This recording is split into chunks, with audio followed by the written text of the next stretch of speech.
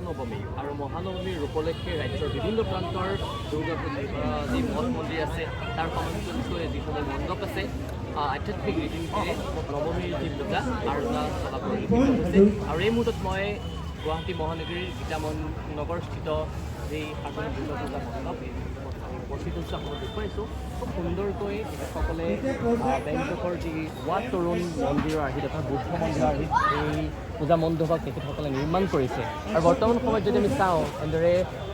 বিশ্বৰ বিভিন্ন ঠাইৰ পৰা বিদেশী যি পৰ্যটকসকল সেই বিদেশী পৰ্যটকসকল আহিছে আৰু আকৰ্ষণৰ প্ৰদৰ্শন কেন্দ্ৰবিন্দু হৈ পৰিছে কাৰণ সকলোৱে আমি দেখোন যত্ন কৰিছোঁ এয়া তেখেতসকলে আমাৰ যি পৰম্পৰাগত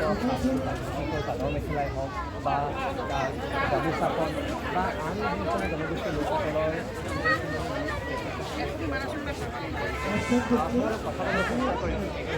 গুৱাহাটীৰ যুৱতী তেওঁ জাৰ্মানীত পঢ়ি আছে আৰু তেওঁৰ লগৰে অৰ্থাৎ এই ইউনিভাৰ্চিটিখনৰ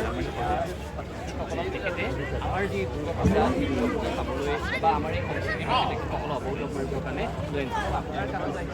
পঢ়ি আছে